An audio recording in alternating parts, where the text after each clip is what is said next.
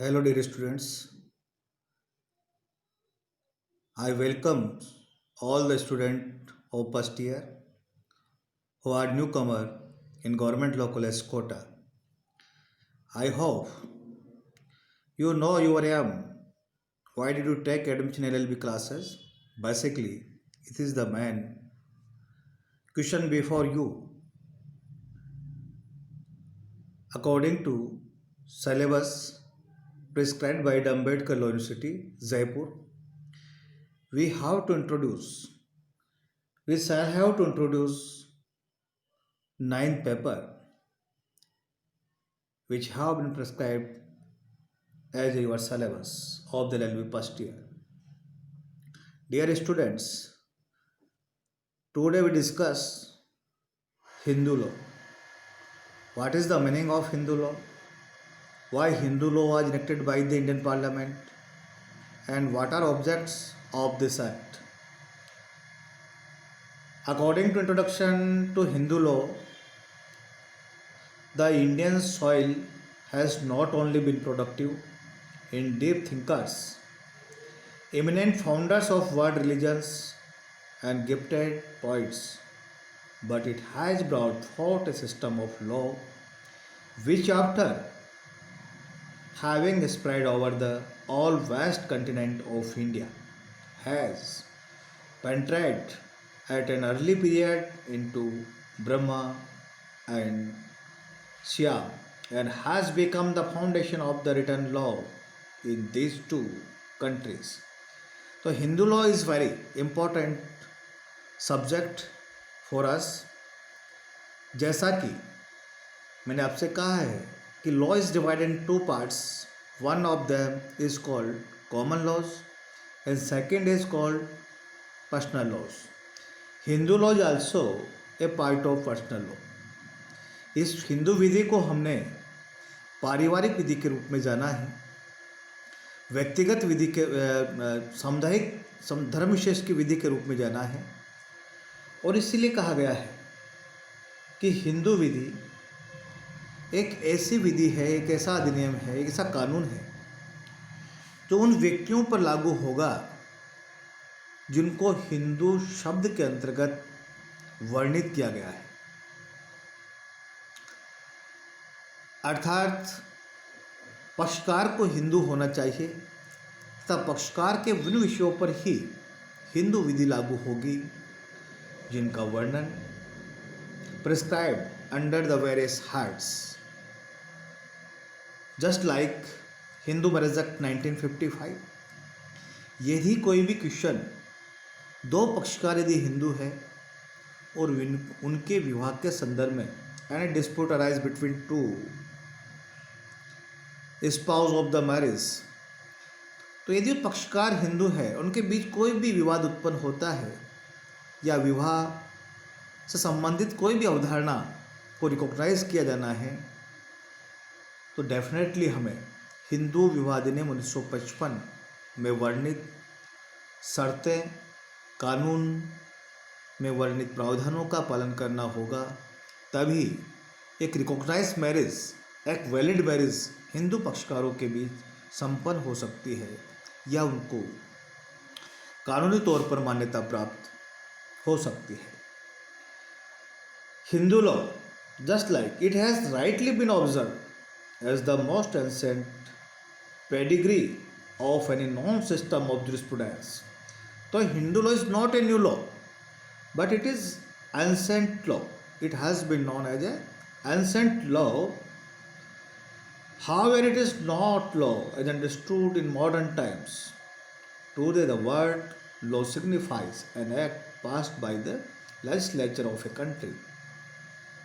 तो सामान्य तौर पर हम मानते हैं कि कोई भी कानून जिसको भारतीय संसद के द्वारा पारित किया गया है वही एक कानून होता है, अधिनियम होता है, जिसके द्वारा समुदाय के व्यक्तियों को एडमिनिस्ट्रेट किया जाता है, उनको प्रशासन दिया जाता है, उनको रेगुलेट किया जाता है. ये नियम, ये अधिनियम उनके लिए एक विनियामक बॉडी के रूप में काम करता है. But in respect of Hindu law it is said. Hindu law is suppose to be of divine origin. It is very important for us to know what is the meaning of divine. Because it is said that Hindu law is not man-made law, but it was created by divine God. ऐसा कहा जाता है, ऐसे मान्यता है कि हिंदू विधि को व्यक्तियों के द्वारा निर्मित ना करके उन ईश्वर के शब्दों के माध्यम से वर्णित किया गया है, बताया गया है, जो हिंदू समुदाय के आचरण में एक धर्म पर आधारित माना गया है। और यही कारण है कि इसके संदर्भ में कहा गया है कि हिंदू विधि एक ईश्वर प्रदत्त वेदों के रूप में जो कुछ दिया गया है हिंदू समुदाय को, वही आगे चलकर हिंदुओं के लिए एक कानून के रूप में, धर्म के रूप में स्थापित हुआ और हिंदू विधि की उत्पत्ति उद्भव माना गया है। Hindu law is suppose to be of divine origin.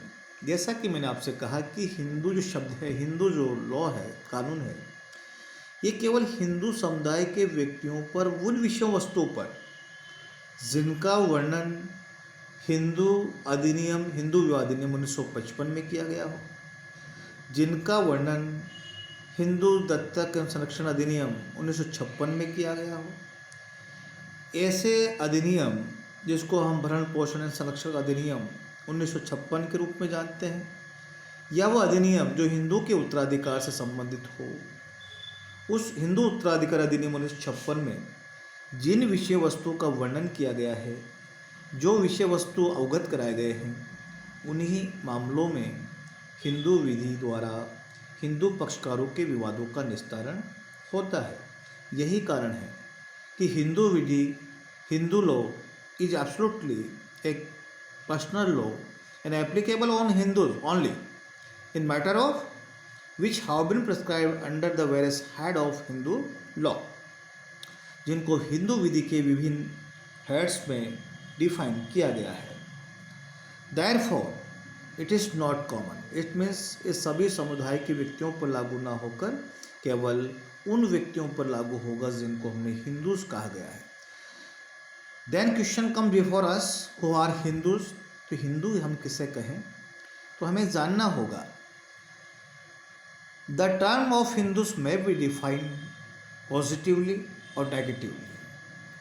If positive definition we analyze, यदि हम सकारात्मक परिभाषा को एनालाइज करते हैं, तो the person to whom Hindu law applies may be put in the following 3 categories. इनको हम 3 श्रेणियों में वर्गीकृत कर सकते हैं। Any person who is born of Hindu parents.